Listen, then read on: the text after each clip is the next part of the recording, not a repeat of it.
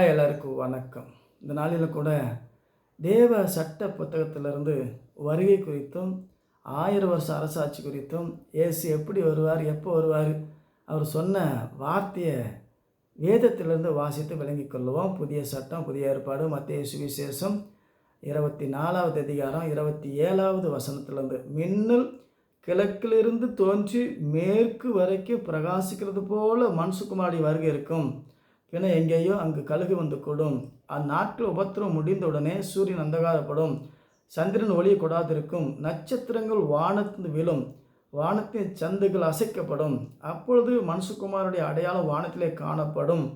அப்பொழுது மனுஷகுமாரன் வல்லமையோடு மிகுந்த மகிமையோடு வானத்தின் மேகமேல் வருகிறதை பூமியில் உள்ள சகல கோத்திரத்தார் கண்டு புலம்புவார்கள். எப்போ வருவார்?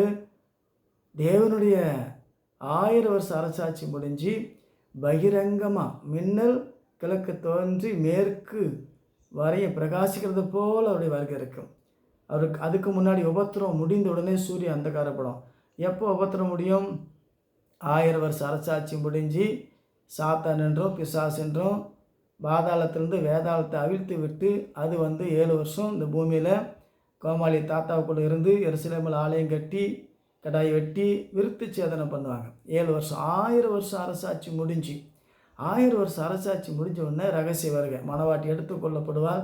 புத்தி இல்லாத கண்ணி சிக்கிக்கொள்வார்கள். ஆகவே இப்போ ஆலயம் கட்டுறதில்லை, கடாய் வெட்டுறதில்லை, விருத்து சேதனம் கிடையாது. யூதருங்க இப்போ ஆலயம் கட்டினா தேவன் வெட்டி சாய்த்து விடுவார். ஆகவே கட்டக்கூடாது, கடாய் வெட்டக்கூடாது, விருத்து சேதனம் செய்யக்கூடாது. எல்லாம் சட்டம் மாறி 2000 வருஷம் சாலமோன் ஆலயத்தை இடித்து எல்லாம் சுட்டு எரிச்சிட்டாரு. இப்போ என்ன செய்யணும்? இயேசு ஏற்றுக்கொண்டு பூமியை சுதந்திரிக்கணும். பூமி சொன்ன மாதிரி பூமியில் ஆளுகை செய்யணும். யூதரங்க மனம் திரும்பி இயேசு ஏற்றுக்கொண்டால் 1000 வருஷ அரசாட்சி தேவன் தருவார். அதுக்கு பின்னாடி தான் தேவனுடைய திட்டங்கள். 1000 வருஷ அரசாட்சி முடிஞ்ச பின்னாடி தான் சாத்தான காவலில் அவிழ்த்து விடப்படும். ஆகவே இதெல்லாம் புரிஞ்சுக்கிட்டு தெரிஞ்சுக்கிட்டு தெளிவாய் அறிஞ்சிக்கணும். இயேசு வந்து மரித்தவனை உயிரோடு எழுப்பி 1000 வருஷ அரசாட்சி செய்கிறதில்ல. இப்பொழுது கிறிஸ்துவுக்குள்ளே மரித்தவர்கள், கிறிஸ்துவுக்குள்ளே உயிர்த்தவர்கள். ஞானஸ்தானம் எடுத்த நம்ம அனைவரும், இயேசு கிறிஸ்து நாமத்தில் ஞானஸ்தானம் எடுத்த அனைவரும் கிறிஸ்துவுக்குள் மரித்து கிறிஸ்துவுக்குள்ளே உயிர்த்து கிறிஸ்துவோடு கூட வாழ்ந்து கொண்டு இருக்கிறோம். இயேசு 1000 வருஷ அரசாட்சி தந்தால் நம்மளே சாகா வரம். ஒருவன் என் வார்த்தையை கை கொண்டால் என்றென்றைக்கும் மரணத்தை காண்பதில்லை. ஆகவே 1000 வருஷம் நம்ம வாழ்ந்து சாகா வரம் பெற்று ரகசிய வருகை. 1000 வருஷ அரசாட்சி முடிஞ்சு தான் ரகசிய வருகை. 1000 வருஷ அரசாட்சி முடிஞ்சு சாத்தானுடைய ஆட்சி முடிஞ்சு அதுக்கு பின்னாடி முத்திரையெல்லாம் உடைத்து சங்காரமாக்கி அதுக்கு பின்னாடி தான் இயேசு வரும்போது ஒளிவ மலை 2 பிளக்கும். 1000 வருஷ அரசாட்சி நடக்கணும். உபத்திரம் முடியணும். எப்போ உபத்திரம் முடியும்? 1000 வருஷ அரசாட்சி முடிஞ்சு 7 வருஷம் முடிஞ்சு அதுக்கு பின்னாடி தான் உபத்திரம் ஸ்டார்ட் ஆகும். இதெல்லாம் முடியணும். சூரிய இருளடினோம். ஆகவே இது தெரிஞ்சுக்கணும். ஆகவே இயேசு வந்து பரிசுத்தவான்களை கூட்டிகிட்டு வந்து கல்லறை திறந்து மரித்தோரை எழுப்பி அவங்களுக்கு மறுபடியும் கல்யாணம் பண்ணி வைக்கிறது இல்லை. சாகா வரம். மரித்தவர்கள் உயிர்த்து விட்டால் இந்த பூமியில் வாழ முடியாது.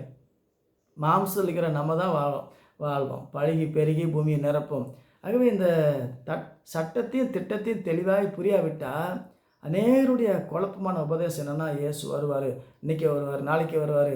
இந்த ஜெகன் சொல்கிறார் இல்லையா, இயேசு வரத்துக்கு ரெடி ஆயிடுச்சு, அந்த யுத்தத்தை பாரு, இந்த யுத்தத்தை பாரு, பூமி எதிர்ச்சி பாரு, கொள்ளை நோய் பாரு. இதெல்லாம் அடையாளம் கிடையாது. இயேசு சொன்ன யுத்தம் கடைசி யுத்தம்.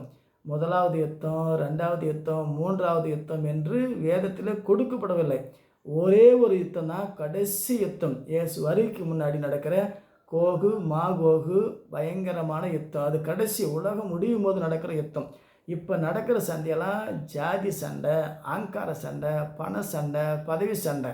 இயேசு ஏற்றுக்கொள்ளாதனால சத்துருக்கள் தங்களுக்குள்ளே வெட்டுண்டு விழுகிறார்கள். இயேசு ஏற்றுக்கொண்டால் எல்லா ஜனத்தையும் நேசிக்கணும். ஆகவே தேவனுடைய திட்டத்தை அறிந்து கொள்வோம். தேவனுடைய வருகை எப்போ இருக்கும்? சூரிய இருள் அடையும் போது புரிஞ்சுக்கலாம். அதுக்கு பின்னாடி இன்னும் லேட் ஆகும். அது தெரியும், தேவனுக்கு தான் தெரியும். அநேகர் ஏங்கி அநேகர் எதிர்பார்த்து சோர்ந்து போவார்கள்.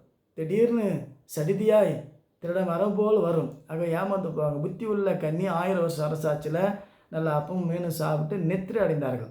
ஆக புத்தி உள்ளவர்கள் கையில் எண்ணெயோடு விளக்கோடு பரிசுத்தாய் வரத்தோடு எதிர்பார்த்து கொண்டு இருக்கிறாங்க. ஆகவே வேதம் சொல்லுகிறபடி ஒரே தேவனை ஆராதிக்கணும். ஒரே தேவன், ஒரு தேவனுக்கு நியமிக்கப்பட்ட கற்புள்ள கன்னி, பிதா கூட்டம் மாதா கூட்டம் 2 கூட்டமும் சங்காரமாகும். ஆகவே வேதத்தை விளங்கி கொண்டு இயேசு எப்போ வருவார்? உலகம் முடியும் போது தான். உலகம் முடிவு பிறந்து சகல நாட்டில் நம்மோடு கூட இருக்கிறார்.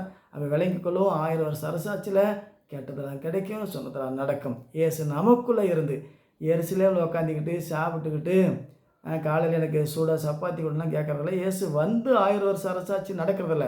இயேசு நமக்குள்ளே இருந்து, ஆகவே காணக்கூடிய நிலையில் இருக்க மாட்டார். இதை புரிஞ்சுக்கிட்டா, சட்டத்தை தெரிஞ்சுக்கிட்டா இயேசுவோட நடக்க பழகிக்கொள்ளலாம். ஆகவே இதெல்லாம் விளங்கி கொள்வதற்கு இயேசு கிறிஸ்து நாமத்தில் ஞானஸ்நானம் எடுப்போம், ஒரே தேவனை ஆராதிப்போம். விளங்கலைனாக்கா ஜெபம் பண்ணி ஆவிக்குரிய வரம் பெற்றால் எல்லாத்தையும் சொல்லி கொடுப்பார். தெளிவாய் விளங்கி கொள்ள முடியும். ஆகவே கர்த்தர் உங்களை ஆசீர்வதிப்பார். மீண்டும் சந்திப்போம். வணக்கம்.